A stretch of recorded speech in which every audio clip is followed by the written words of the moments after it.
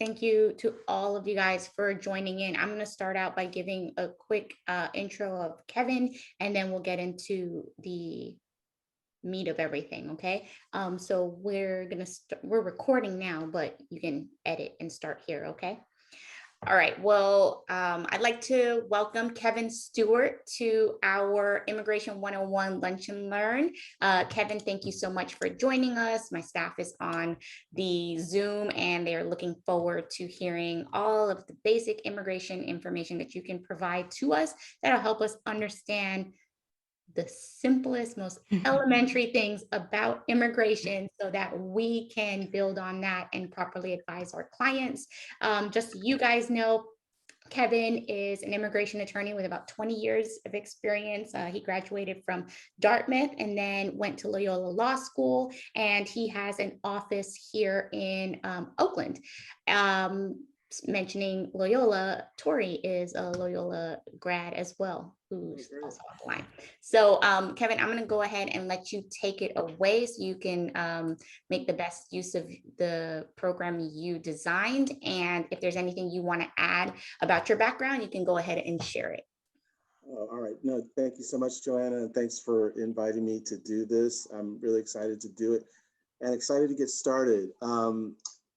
That makes it possible for me to just introduce the program a little bit here with the agenda.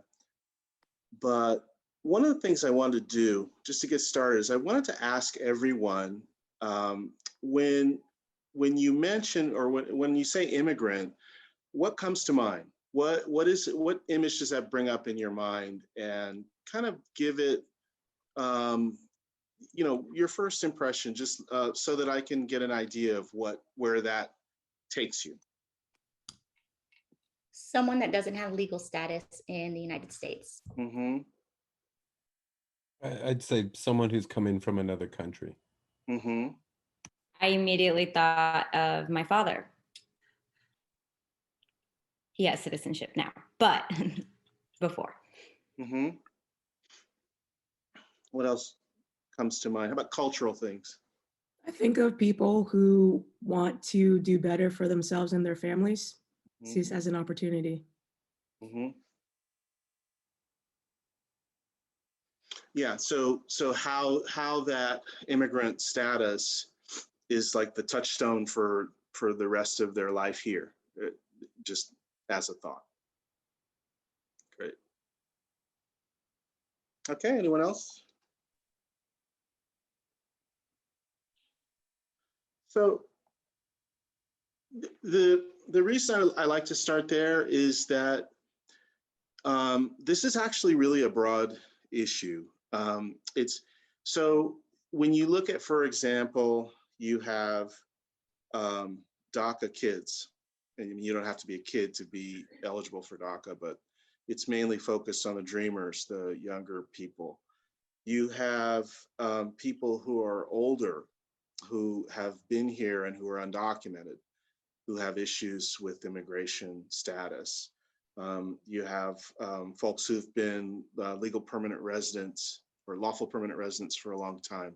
So it's a broad category, and I think in your practice in criminal defense, you may run across people from any of these areas. So that's why I wanted to get a chance to see what comes to mind. And then if you have any questions as we're going through these things, just go ahead and pop them in the chat, or go ahead and let me know.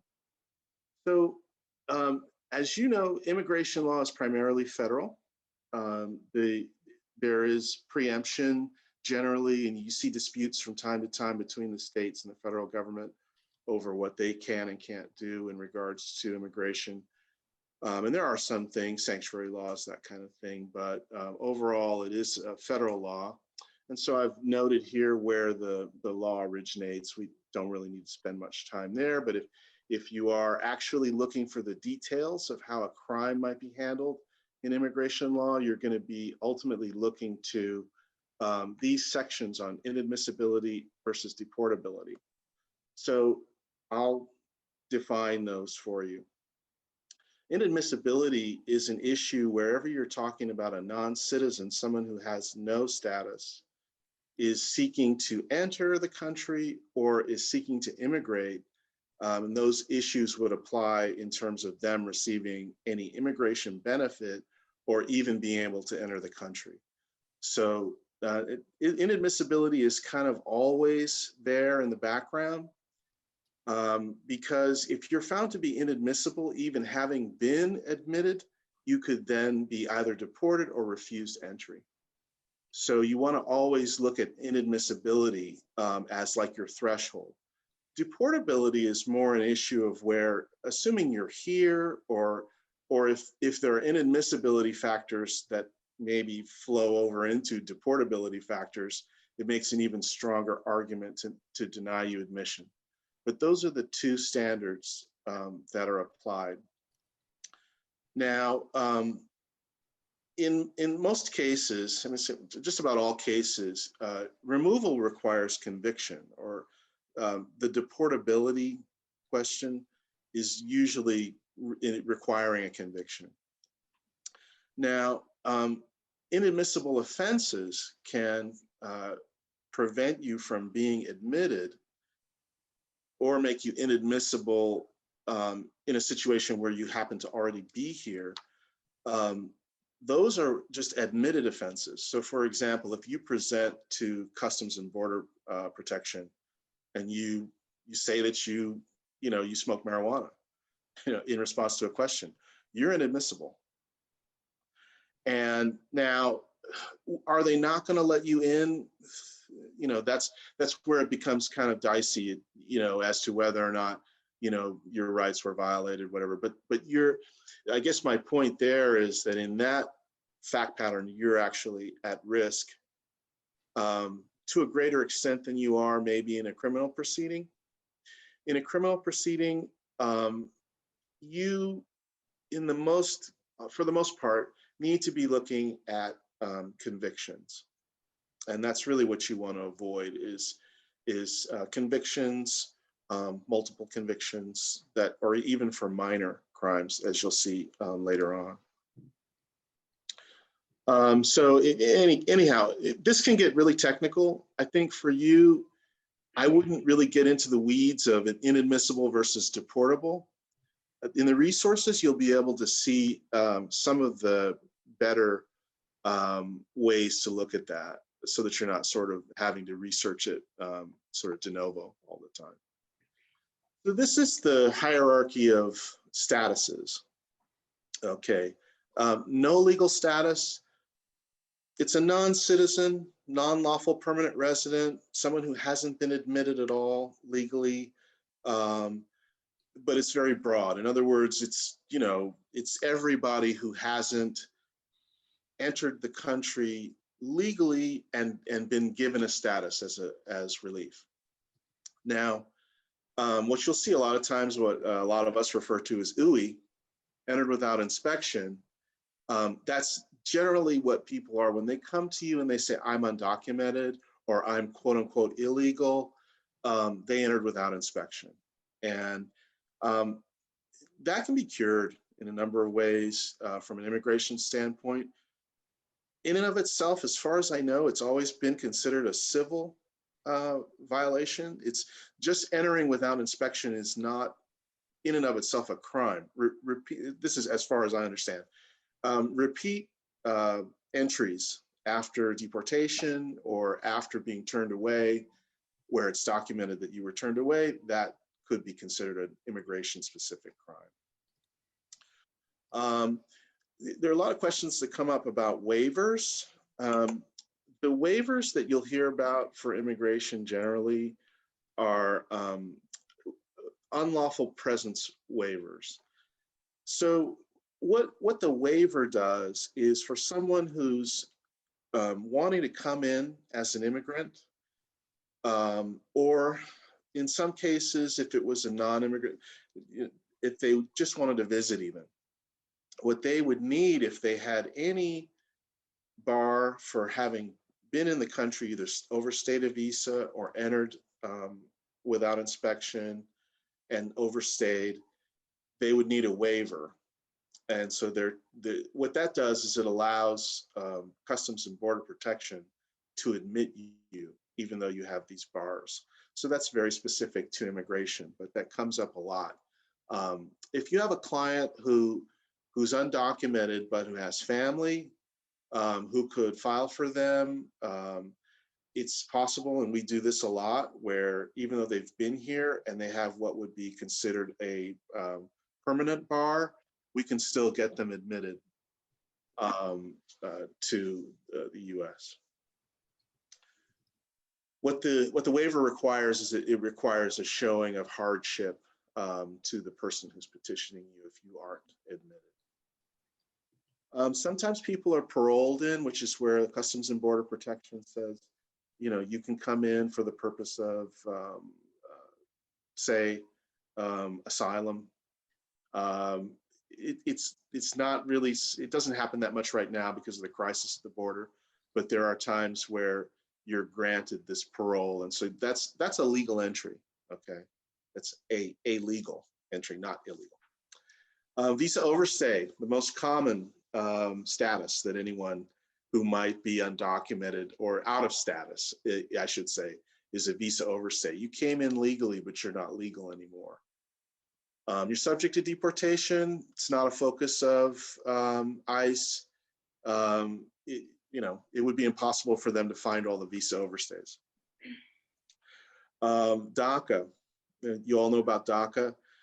Technically, DACA is not legal status. What it is it's protection from deportation.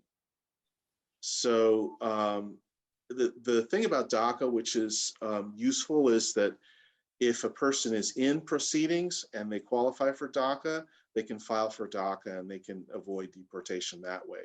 And they also avoid deportation just by having DACA. Lawful permanent resident, green card holder, that's, you know, next best thing to citizenship. If you haven't been convicted of a crime within the first 5 years of becoming a green card holder, you really can't be deported for as long as your record is clean past that.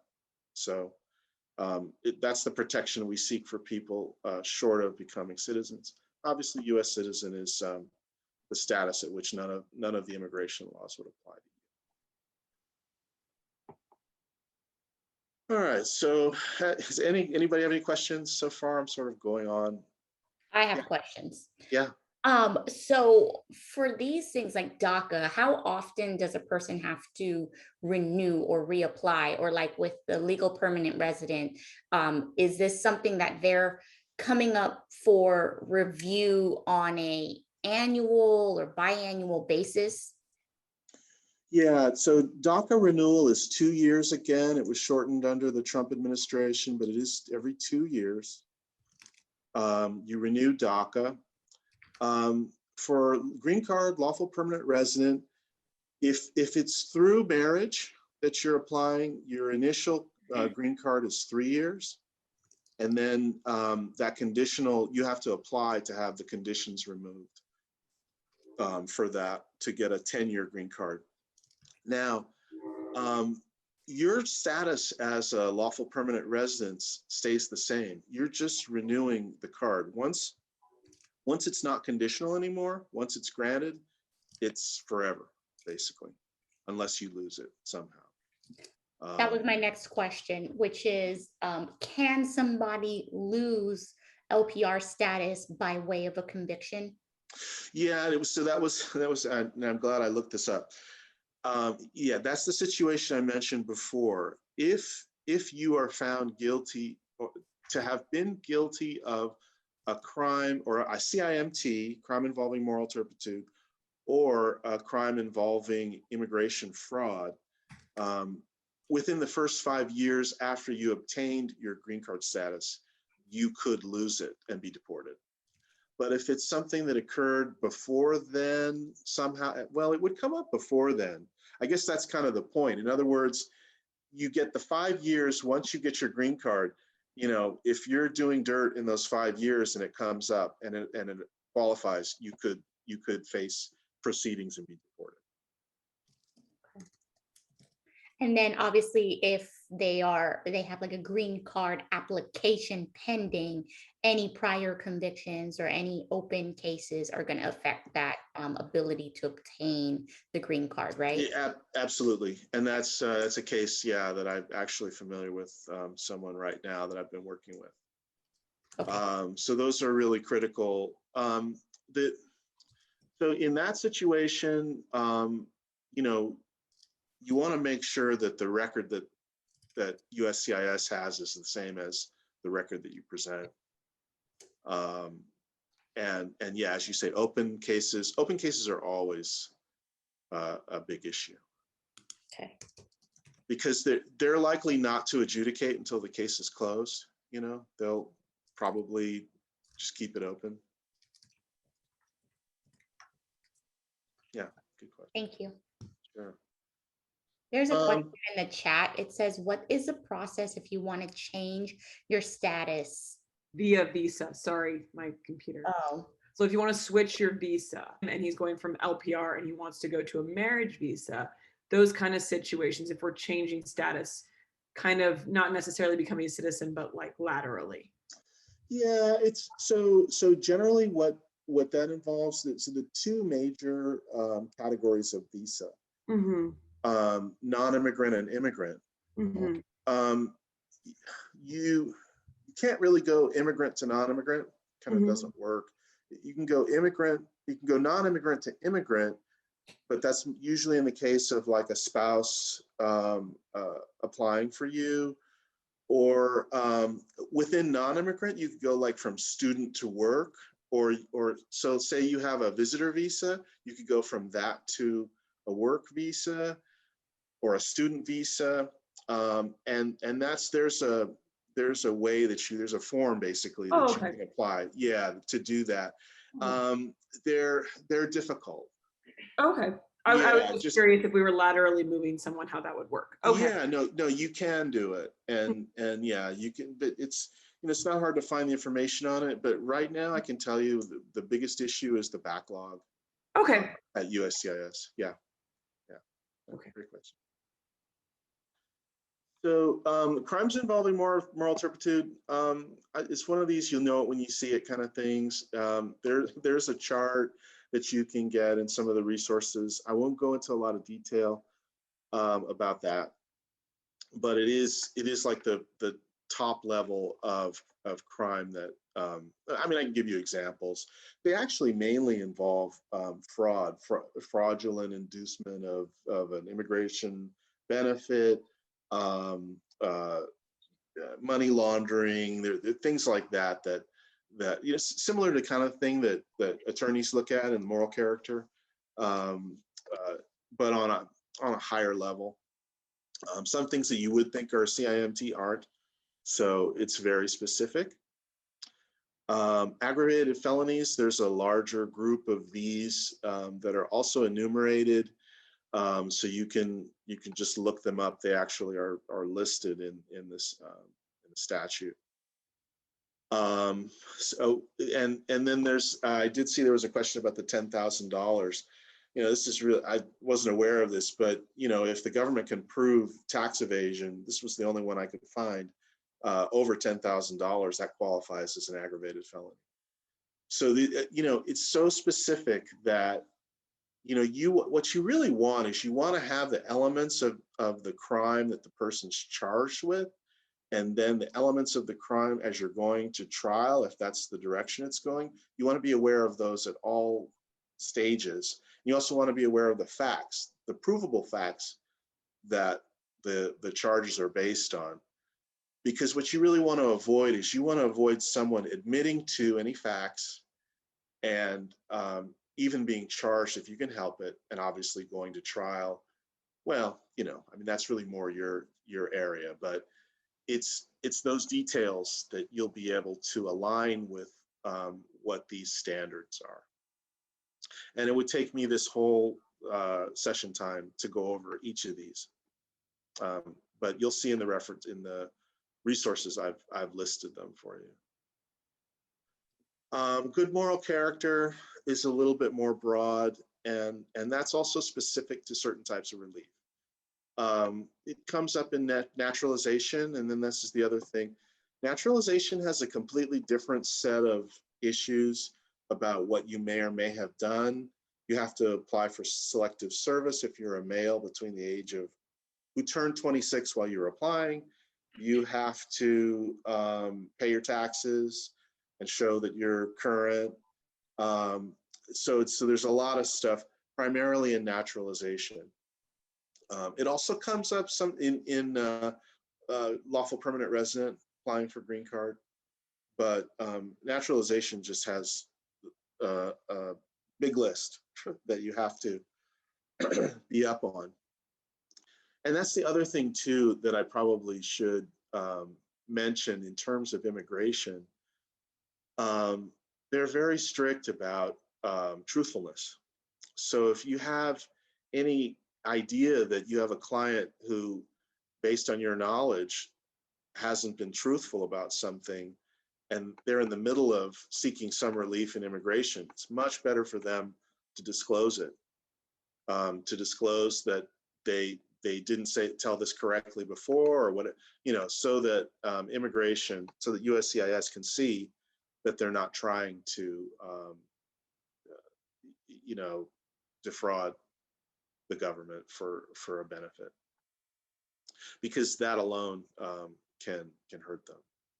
And where you see it also is like if the record in the criminal case doesn't match the record that they have. When we do naturalizations, I always get a person's background check, because sometimes they'll tell me, oh, I didn't have this or I didn't have that. And then we see, well, you did have this. Oh, well, I got that cleared, or they sealed, or what. No, it doesn't matter. We've got to disclose it. And I mentioned this here with marijuana. It's so difficult because with the changes in the laws at the state level, it doesn't provide any relief at the federal level. So that's why I used the marijuana example before. I mean, this is coming up with people. This was Neil Young, I think, was applying to, for those of you who don't know Neil Young, famous musician. He's applying to naturalize. And, it's like, have you ever used marijuana? It's like, hell yeah, it's the way he answers. And they're like, because they understand he's high profile. They don't want to just deny him. They're like, we can't proceed with your application this way. I don't really know how they're dealing with it, because it's a huge issue, but you have to find some way around just saying yes to that question. Generally, DUI, DWI, these are not major issues unless they're multiple, or unless they're bodily injury involved. So repeat offenses, bodily injury in an accident, problem. So you'd want to address that. It's like we were saying about legal marijuana. It's really an issue. So if it's a criminal violation, in California, I don't even think they charge it as a felony. But if you have a possession for sale, which I guess they love to charge if there's enough quantity, that is an issue for example, in an open green card application situation, if you had that, best is to get that disposed of without a charge, or changed pled to a different violation. Some of these drugs are outlined in the statute, so you want to check. Some of them aren't, but some of them are, for how those would impact someone's situation. And generally, any state felony conviction is a deportable offense. So you always want to explore the possibility of getting it reduced for any of these substance abuse charges. Domestic violence is actually considered serious in the sense of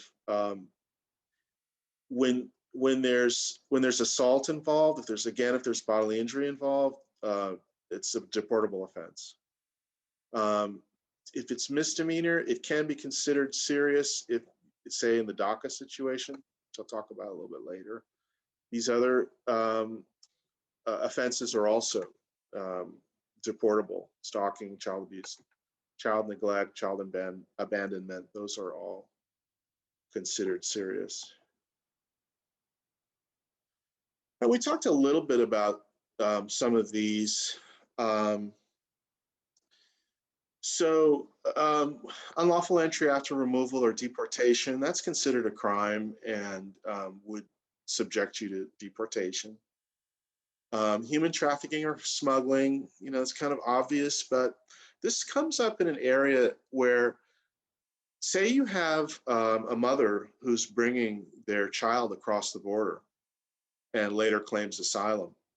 That is considered an offense. It's under immigration law, but there is an exception for that.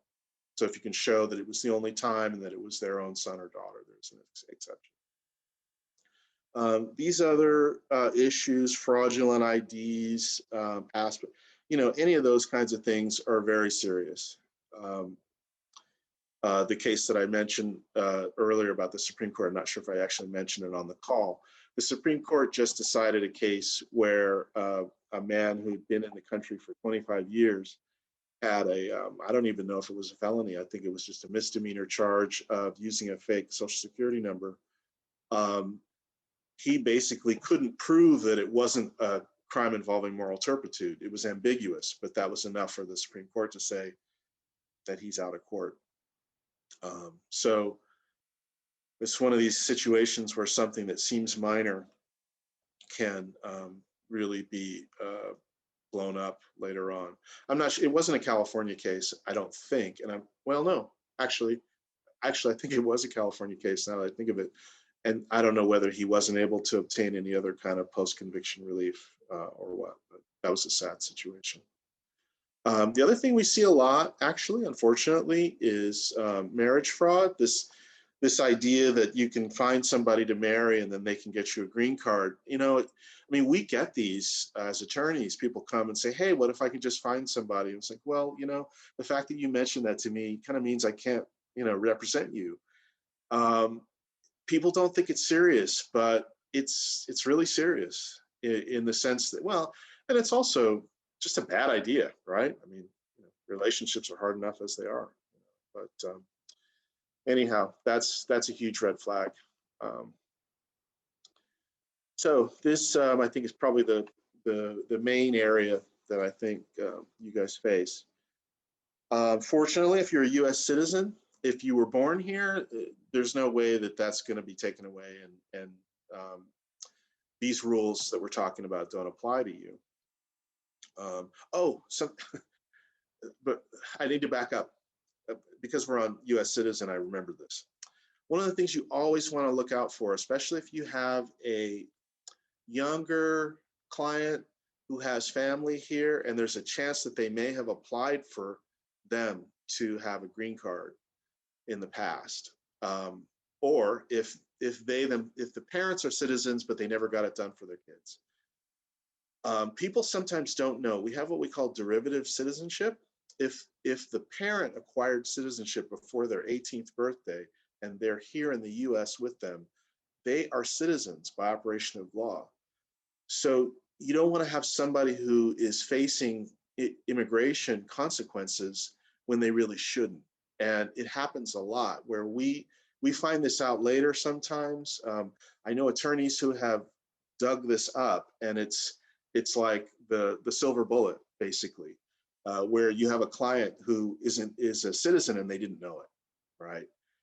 Sometimes they find out because they apply for citizenship, and USCIS takes the fee and processes the application up to the point where they tell them, oh, you don't qualify for this. You need to file this other form because, by the way, you're a citizen, right? So it does happen. It's rare, right? Most people know their status, but you definitely want to look out for that. Derivative citizenship. Obviously, this kind of goes without saying, dismissal or no charges filed is always the best outcome. Because really there isn't anything after that other than the responsibility of your client to disclose. The thing they need to understand from the immigration point of view is there will be questions down the road of what was this arrest about? You know, why were you detained even, depending on what it is. If there's some record that they have that you went through that, the person needs to disclose. All right. Can I ask a few questions? Yes, absolutely. I'll start here. So there's a way to do a petition to seal an arrest. So if the person got arrested, they weren't convicted of the crime, it didn't, and now we want to go and seal the arrest, there's a remedy for that under Penal Code 851.91, which we do for any client that gets their charges dismissed or no charges filed. Mm-hmm. Do they still need to, do non-citizen clients still need to report that on the immigration side if it gets sealed? Yeah, my understanding is yes, because the forever life of the records, and they specifically ask for arrests. Now, obviously, you know, what you're describing is not the same as expungement. You know, it's different. I understand, but it's, you know, sort of that more disclosure is better than less.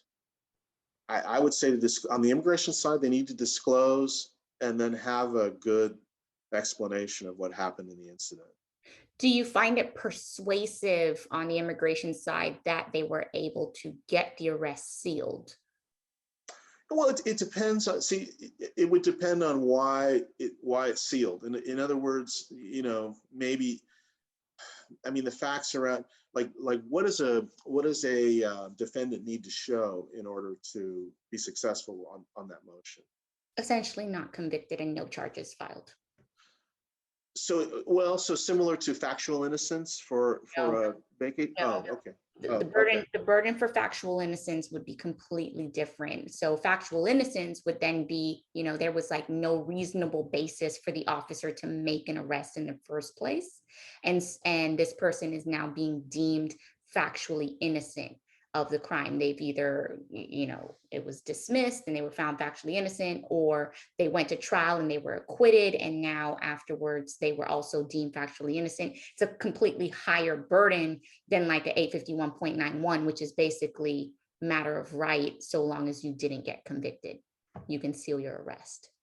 Yeah, because in that case, I think it's best just to state that it was sealed and go through the facts. Obviously, in the vacatur example, I mean, I think that obviously is stronger. And, right. But it in terms of disclosing, it's kind of not different. I don't know how to explain it. I think theirs is so much more bureaucratic, right? Really, what they want to see is they want to see what you're disclosing to them matches what they're seeing, right? Got it. So I have another question on disclosure. So with a motion to vacate, for instance, you're essentially going back and we're vacating a conviction, potentially getting it dismissed or resentencing it to a different crime. When it comes down to disclosure of a vacatur that happened because of prejudicial error or ineffective assistance to counsel, it's prejudicial error standard now, but if what do they need to disclose about that? Or you know, do you see that people are running into any issues once it's been vacated? yeah, no, I couldn't say. Yeah, that's definitely beyond the scope of my experience. People do refer to vacatur as the gold standard, but I think that's because of and let me know if I'm getting this wrong. Vacatur does require factual innocence or no? No, it doesn't require factual innocence, but it completely removes the conviction as if it didn't happen, and then it can be, you know, the case gets reopened. So now it's open active case, All and right. VA can now decide whether to pursue it and try to litigate a 20-year-old case, or they just dismiss it outright, or maybe we agree to an immigration safe resentencing and avoid the prejudicial error that was happening before, like the inability to meaningfully understand what was going on. Yeah, yeah, yeah. I think I think they're not. See, the reason I said the explanation is because this is also form based, and so you don't have a lot of space. You can write a letter, I suppose, but we don't generally do that. Usually, we just add like a paragraph to explain a place in somebody's criminal history. So either one of these situations, I think, is going to be strong in the sense that the defendant has taken the steps of, as best they could, removing the original the original charge, and the circumstances had to be where they shouldn't have been maintained for, and especially in the case of immigration related charges, where, I mean, there's let me just skip ahead here a little bit because I have the infographic here. And so this is the ILRC infographic. I don't know if you can really read this very well, but this is actually more than I'm really aware of. But I know that 1203.43 and 1000 sort of set the stage for situations where people facing immigration consequences didn't really understand. And so that in itself, if that's involved in the post-conviction relief, it would make sense to mention that. So I think there's definitely ways that you can rehabilitate from the point of view of the immigration side, but you have to take those steps first. Got it. Yeah. Got it. And then my other question was on the substance abuse. You were talking about sometimes it can become relevant. At what point does substance abuse kind of trigger some type of, and I'm talking specifically about like multiple DUIs, for instance. Let's say somebody has like 3 or 4 DUIs. When should they be concerned about it having an immigration impact? Yeah, well, I think that's exactly the point. In other words, 2 or more within a 5-year period, because you're talking about good moral character. My impression is that they really don't want to punish immigrants, intending immigrants, for DUIs. So if a person can keep it to no more than 3, and no more than 3 within a 10 or 15-year period, and none within the last 5 years, they're probably okay, and no more than that.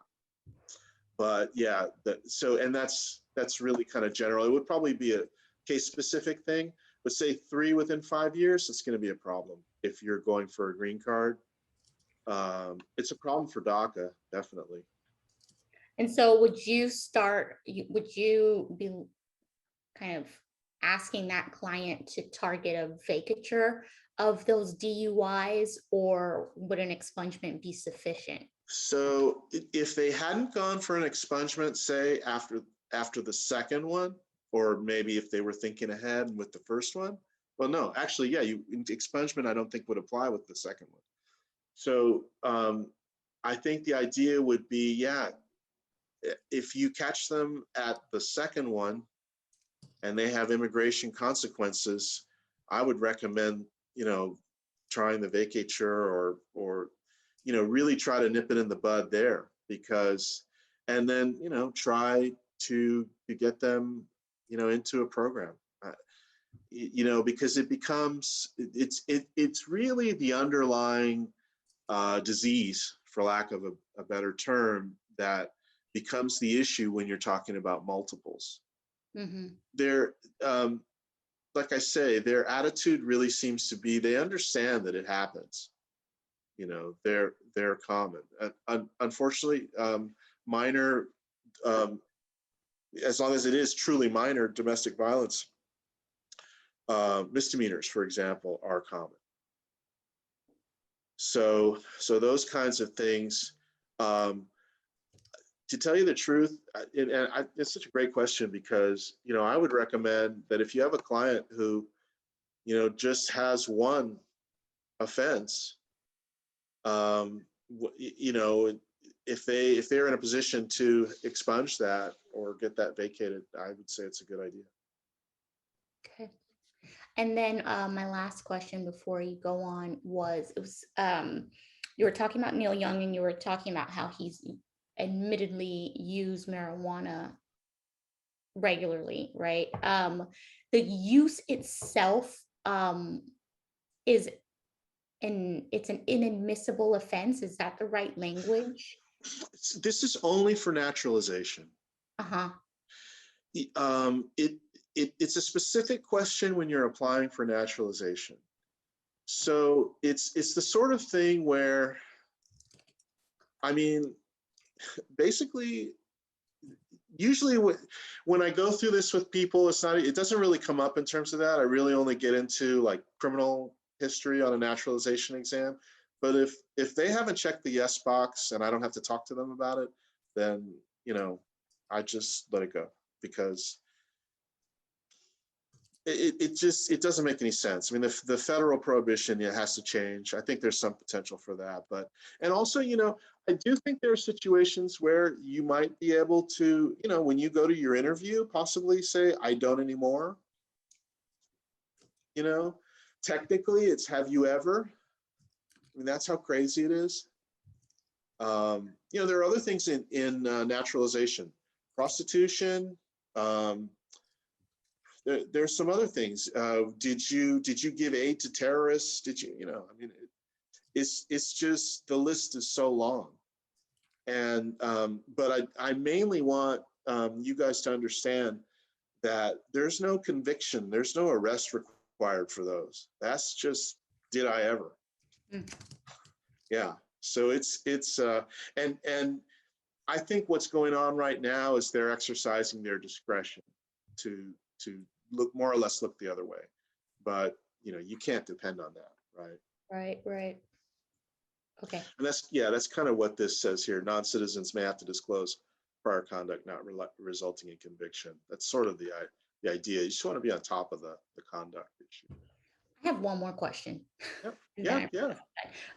You were when we talk about the sentencing in these cases, what do you recommend we do in terms of sanitizing the record? Should we just be kind of going off of the jury instructions, or what is the best way to state a factual basis that does not have a negative immigration impact? Yeah, so that goes back to the elements. So, and this is kind of the part that really would take another session. Mm-hmm. The way the analysis, that inadmissibility deportability analysis has to work, is that you have to take the statute, the INA, and you have to see how it spells out what the crime is that's CIMT or inadmissible. It triggers, as a CIMT, triggers inadmissibility, triggers deportability. You have to be very specific and then match that to the elements. So say if you've gone to trial, then you want to make sure that whatever those magic elements are don't match up one-to-one to the crime. And the example, if you look at that Supreme Court case, which I have in the resources, that's what the whole argument was about whether, using a fake ID under the state law elements, did it really match up perfectly with what they were claiming made him deportable? Right.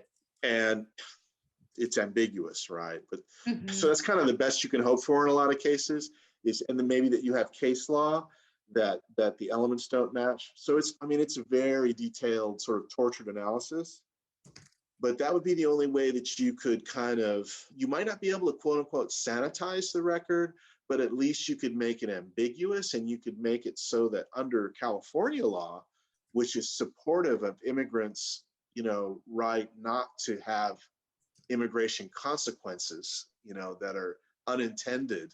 You know what I mean? It's really more of a, you're making an argument to making a judicial fairness decision in terms of applying it so strictly, I guess, is kind of. That's helpful. Thank you. Sure. Sometimes you can actually eliminate it, right? In other words, if you go from one charge to another, like if you get from DUI to wet reckless, I think if you have one of that and one of DUI, I don't think you could say the person had multiple DUIs, right?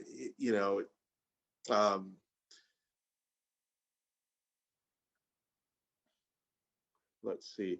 Yeah, the issue I see with, so we talk about dismissal or no charges is best. The thing with deferred entry, what came to mind for me is, what if the person doesn't complete? That's really actually the biggest issue, because then there's a conviction, then I'm assuming there are ways that you could fix that too, but the more that record gets drawn out, and then once there is a conviction, then what post-conviction relief do you have for that? Other than that, the thing to watch out for is, what are the facts that have to be pled to in the judgment that the conviction would be based on? I'm not sure how that works. In other words, does the defendant have to basically admit to whatever they're getting the deferred entry for? So they definitely enter when it's deferred entry of judgment versus deferred prosecution. There is an entry of plea, but judgment gets put over. And my understanding, and you can correct me if I'm wrong, is that if there's any penalty attached to that deferred entry of judgment, then it's still treated as a conviction, even if it ultimately results in a dismissal. So unless you have a straight DOJ with no penalties attached to it, it's considered a conviction. Now, I know there's relief under 1203.43 for the drug convictions, the drug diversions or DOJs that were successfully completed to kind of remedy the controlled substance offense.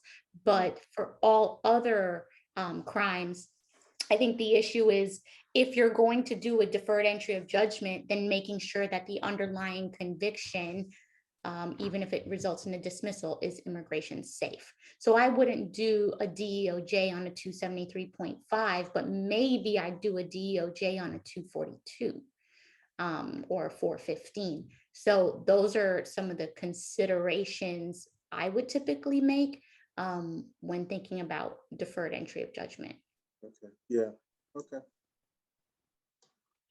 Okay. Yeah. All right. So real quick, just we're getting close to the end here. So for DACA, there's special rules, and these are the bars. So any state felony conviction, significant misdemeanor is sort of enumerated for them. There are charts and things that you can look to that. And 3 non-significant misdemeanors. Now, these all exclude traffic, but DUI would come in under significant misdemeanor. And these are all conviction. Okay, so, and DACA is very, basically the idea is that you don't have any criminal history with DACA. So if you're coming to a DACA application, we have somebody who would qualify for DACA who needs it, then you just want to work up a way to take care of these if they're in their record, through post-conviction relief, of course. Oh yeah, and this comes up a lot. It's like, so the term aggravated felony,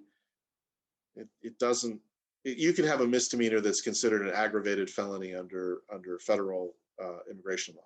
So you just want to watch out for that. I think generally, kind of as I've been putting this together, I think that's probably something you want to always keep in mind. State misdemeanors can be aggravated felonies, significant misdemeanors. They can, especially if they involve some of these like theft crimes, those are big for immigration. Because some of them are enumerated. So you do want to look for those. They're not CIMT, but they're considered serious because of the fraud aspect. Here's this is a great infographic. I recommend it to you guys. It's in the resources, which is here. And I wanted to finish on time, so I think I went a little bit over. But I highly recommend Immigrant Legal Resource Center over in San Francisco. They give a lot of stuff free. These links, several of them are to them. The first article, Immigration Consequences of Criminal Activity, is really good, just as a general, and that'll point you to the right places in the law. So that's it. I had one quick question. Yeah, absolutely. I was wondering, on the DACA cases where you have a client who's been charged with a DUI, what if you were to get it to a wet reckless? I've read somewhere that would somehow give the client a fighting chance at DACA still, or in your experience, has that resulted in the same outcome? Yeah, I can't say from experience, but I don't think the DUI. Well, let me get this right. It would be, if it's a misdemeanor, it would be a significant misdemeanor. So the DUI. So if there's a conviction for the DUI, I think if you look at what they've enumerated for DACA, they're a little better about DACA. They've pretty much enumerated what it is. Then I think that might be the case. It wouldn't be a bar. In fact, see, even if, say you had a client who had a DUI, a misdemeanor DUI, say several years ago, right? It's not an absolute bar. It is a significant misdemeanor, but you can, and especially right now with the administration as it is, you could probably make an argument. So is the wet reckless probably better? Probably. Is that considered a substance abuse? It is a different code section, so it's technically not, a DUI. So that it's a kind of goes reckless back. driving. Yeah, it goes back to, and obviously I think most clients would rather have a wet reckless than a DUI for licensure reasons in some cases, other reasons. But yeah, I mean, I think the other thing you're looking at, and also you'll see one of the charts that I mentioned in the resources there, is a DACA criminal chart. If you take a look at that, it goes over how you can still argue for the, just basically from fairness, maybe from the length of time since it happened, what the person's done to rehabilitate, even if it is a DUI. So short answer is, I think yes, it would be worth trying to get it to wet reckless. Okay, any other questions from anyone before we thank Kevin for his generous time? Thank you guys. I really appreciate this. I had a good time putting this together, and I found out how much I need to learn about criminal law. No, it was really helpful, and it might be immigration 101, but a lot of this language, as we're talking to different people, and what's their status and what are they trying to accomplish, or even like if they have an immigration attorney, and just having a educated conversation with them and understanding what's the need and how are we going to help with that need. It's just all helpful, even just basic definitions, and having an intelligent conversation is useful. So thank you very much for your time.